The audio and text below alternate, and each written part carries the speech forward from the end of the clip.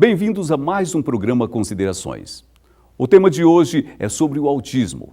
E o nosso convidado é o médico especialista, psiquiatra, Dr. Rodrigo Ábido, que já se encontra na sala de entrevistas. Mas antes, vamos ver esta reportagem. O autismo é uma doença que geralmente surge no primeiro ano de vida. A patologia pode prejudicar o desenvolvimento físico e social das crianças. O autista geralmente se comporta de modo compulsivo e ritualista. Na maioria dos casos, a falta de informação dos familiares contribui para que o autista receba atendimento tardio.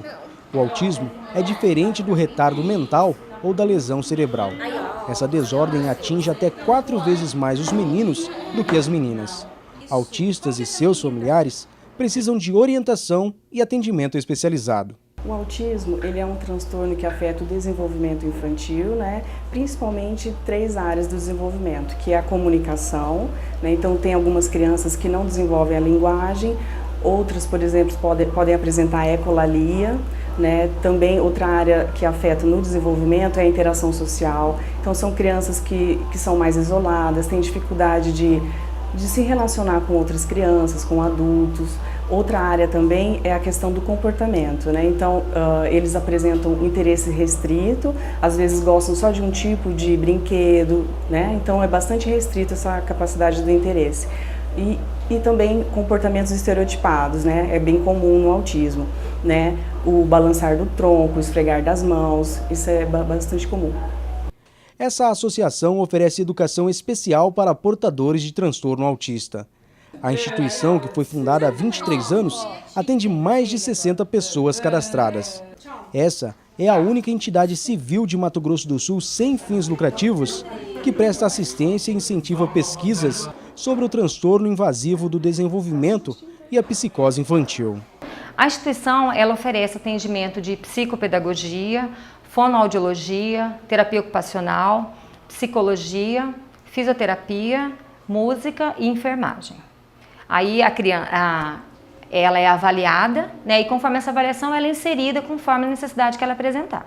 De acordo com a Organização das Nações Unidas, cerca de 60 milhões de pessoas em todo o mundo sofrem de autismo. A patologia não tem cura, mas o autista pode se desenvolver, ser independente e se relacionar com outras pessoas. O diagnóstico precoce é fundamental para o sucesso do tratamento. É preciso estar atento aos sinais que indicam o autismo. As principais características são pouco contato visual, baixa interação, rejeição a toques, comportamento repetitivo e isolamento.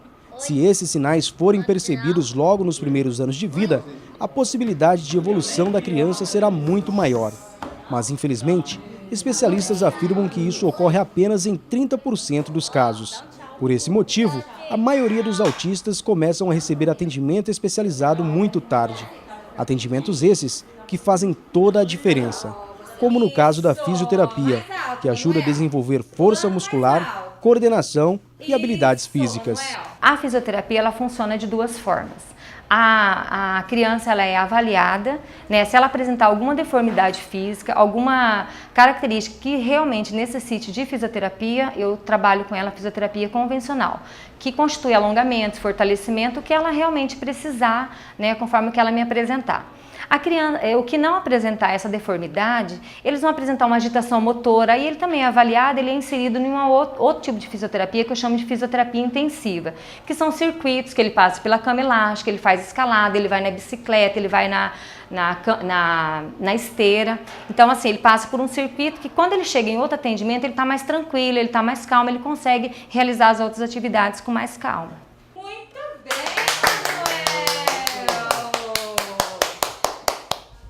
Outra especialidade que se destaca no tratamento do autismo é a psicologia. O profissional pode detectar as principais dificuldades apresentadas pelo paciente. O psicólogo fornece informações valiosas para outros especialistas. O autista que recebe atendimento multidisciplinar ganha qualidade de vida. A psicologia, ela trabalha principalmente para ampliar esses interesses da criança, né? Então, se a criança gosta só de um tipo de carrinho, né, vamos mostrar outros tipos de brinquedo, vamos ensiná-las a brincar, né, a usar o brinquedo de forma funcional, porque é essa a dificuldade deles. Às vezes eles pegam um carrinho e não sabem brincar com aquele carrinho, né? Um outro tipo de brinquedo também eles não sabem brincar. Então, a psicologia ajuda nessa capacidade de ampliar os interesses da criança, né, e favorecer na capacidade simbólica dela, né, favorecer para que isso de alguma forma seja melhorado, né. Entre os diversos atendimentos oferecidos pela Associação de Pais e Amigos do Autista de Mato Grosso do Sul, também está a musicalização. A modalidade terapêutica visa desenvolver potencialidades do autista, proporcionando ao mesmo integração social e qualidade de vida. Como uma maneira recreativa, a gente utiliza a música para trazer benefícios na vida deles, né? Então, tanto para melhorar a comunicação, como para melhorar a atenção, a memória, a coordenação motora, né? E trazer um bem-estar de uma forma em geral mesmo para a vida deles.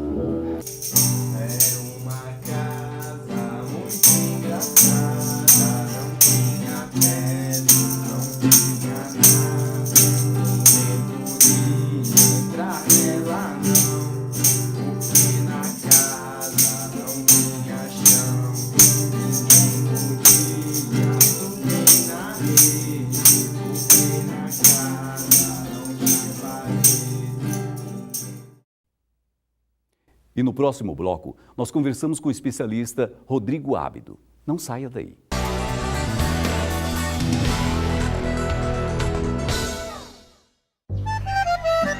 A indústria Nova das Cidades apresenta Naviraí.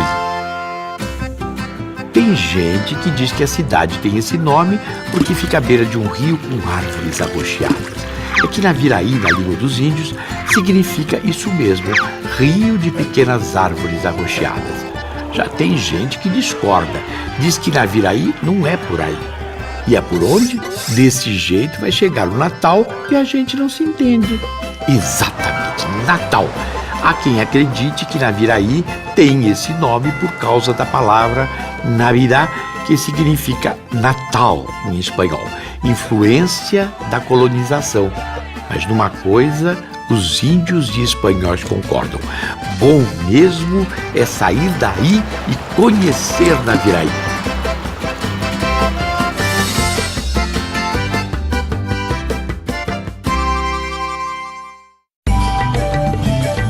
Fábrica Verde apresenta Gato do Mato. Bem que podia ser chamado Gato do Mato. É que um pequeno número de gatos do mato costuma ocupar áreas enormes. Sem contar que é considerado o menor dos felinos selvagens do mundo. Bichinho pra gostar de espaço. Animal arisco e de hábitos noturnos é bem difícil de ser visto. Mas, pelo jeito, o que já é difícil está quase impossível. Com a destruição do seu habitat, ele pode não ser visto nunca mais. O gato do mato também é conhecido como gato maracajá, que em tupi quer dizer tchá, tchá, tchá, tchá, gato do mato mesmo. Então, é só usar a lógica. A gente salva o mato, que salva o gato.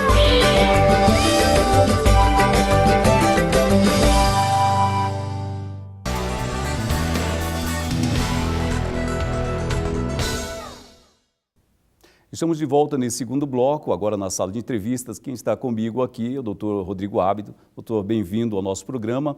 E a primeira pergunta, para que todos saibam, o que é o autismo? O autismo é um transtorno do desenvolvimento psicológico infantil, também conhecido como transtorno invasivo do desenvolvimento. Hoje o termo utilizado são transtornos do espectro autístico, cuja principal característica é a alteração no processo de comunicação da criança.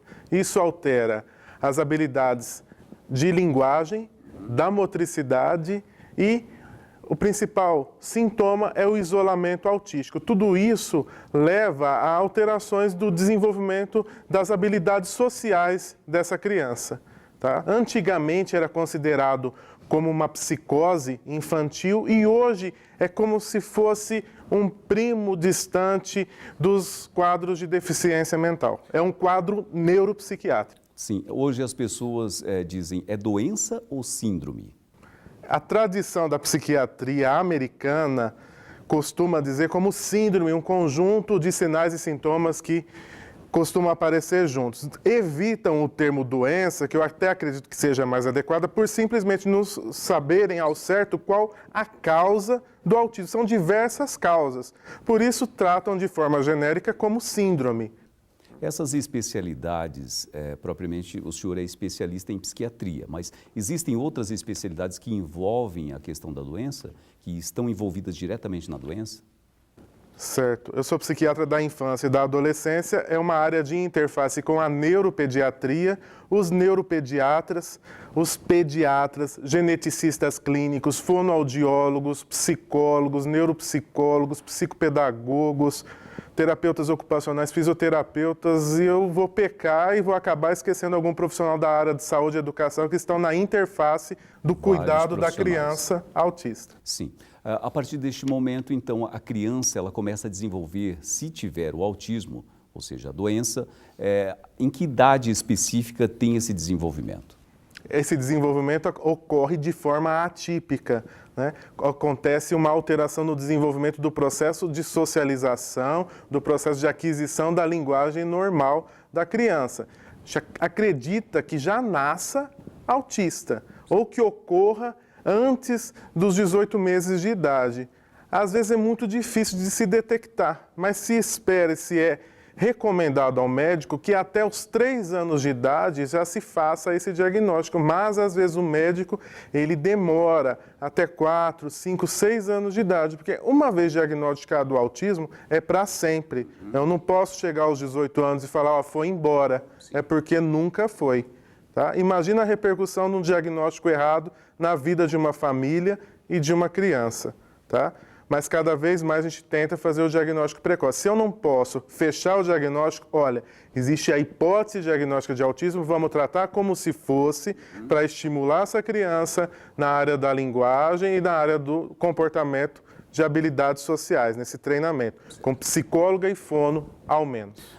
Já existem algumas pesquisas e pesquisadores confirmando que o autismo está numa proporcionalidade maior nos tempos atuais. O senhor concorda com essa pesquisa? Acontece um boom do autismo, né? Cada vez mais se fala de uma prevalência aumentada do autismo e hoje, uma pesquisa recente de 2012, se fala de 2% de prevalência de autismo. Então, quer dizer, para cada 100 crianças, 2 têm transtornos do espectro autístico.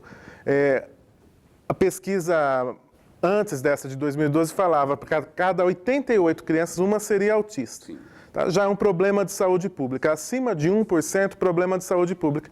E antes, as prevalências eram muito inferiores, abaixo de 1%. Mas isso por que ocorre? Um melhor diagnóstico, mas também acontece uma mudança do conceito de transtorno do espectro autístico no decorrer da evolução histórica, desde a década de 40, quando foi descrito pela primeira vez por Léo Kanner. Doutor Rodrigo, hoje existe já um tratamento mais avançado para o autismo.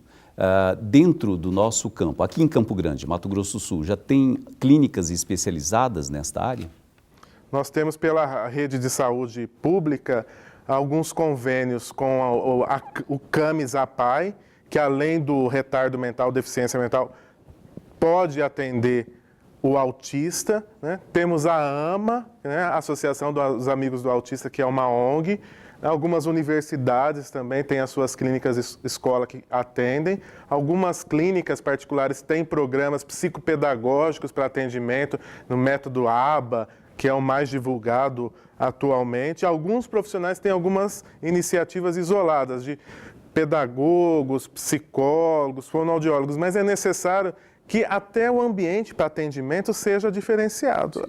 Acontece que na iniciativa particular eu vou ter o neuropediatra e o psiquiatra para fazer o diagnóstico, tá? E o nosso atendimento para essas crianças, o médico, ele pouco mais faz do que, além do diagnóstico, medicar sintoma, né? E você só medica quando precisa mesmo. A gente tenta evitar medicar essas crianças. Tá? Que todo o tratamento de habilitação, né, nem sei se é uma reabilitação, é habilitá-la com os acompanhamentos psicopedagógicos, acompanhamentos de psicólogo e fonoaudiólogo. Sim, quando o senhor diz esse acompanhamento psicopedagógico, logicamente uma escola comum não tem o preparo para esse tipo de recepção deste autista. Qual seria a melhor indicativa quando a família descobre que tem um autista dentro do membro familiar? Em se falando de políticas de inclusão pública, até um momento oportuno para se falar disso, em 2016 provavelmente vão se acabar com todas as escolas especiais, já está no Senado isso, né? Então, a escola comum, na verdade a escola regular, ela deve estar apta para receber qualquer tipo de aluno, qualquer tipo de criança, seja autista ou não. Né? No nosso meio eles não dão conta nem do que tem. Não tem nem merenda para criança, quanto mais professor habilitado para cuidar dessas crianças. A criança, ela pode estar na escola especial, pode estar na escola regular, desde que tenha uma adaptação psicopedagógica, tenha um acompanhamento especializado para essa criança. Eu acredito que na escola regular seja o melhor ambiente, com uma exceção. A gente deve lembrar que pelo menos 75% dessas crianças também têm um grau de retardo mental associado. E algumas dessas crianças, esse grau de retardo é muito grave. Então, às vezes é incompatível com estar se falando em inclusão, porque não acompanha o grau de dependência dessas crianças, a pouca autonomia faz quase impossível estar no meio dos outros. Eles precisam de cuidado mesmo de enfermagem. Uhum. Então, quando nós temos essa, digamos, educação continuada, algo que venha a propiciar a inclusão social do autista, o senhor vê que no campo político, então, tem esse déficit. Existe isso aí, não é só em relação ao autismo. Felizmente, agora tem a lei do autismo que vem a proteger esses seres que eu digo que são invisíveis, mas há algum tempo eram as crianças com síndrome de Down que eram invisíveis. Tá? E a criança sempre está numa posição de vulnerabilidade. E se é criança e tem transtorno mental, elas são duplamente vulneráveis. Quando o senhor fala em outra síndrome, no caso a de Down, tem alguma intercorrência ou relação síndrome de Down com autismo? Ou tem casos da pessoa, no caso o paciente, ter autismo e síndrome de Down? Pode ter, sem dizer que um raio não cai duas vezes no mesmo lugar, mas pode sim. Só quem mora lá no campo, que recebeu o raio a mesma vez no pé, né, que pode afirmar isso aí. Já vi criança com síndrome de Down e autismo. Dr. Rodrigo Ábido, hoje uma família descobre que tem um autista. Qual é a sua orientação para esta família, para a mãe, para o pai, procurar ajuda na questão da criança? O primeiro ponto é que esse diagnóstico seja feito pelo médico e por uma equipe multiprofissional em saúde.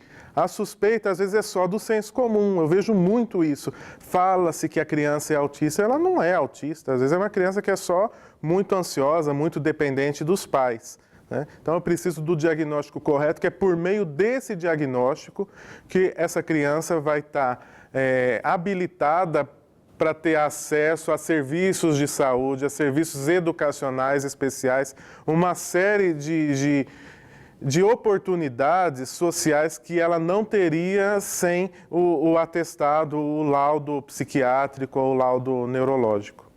Dr. Rodrigo, quero agradecer a sua presença, considerações e as suas considerações finais.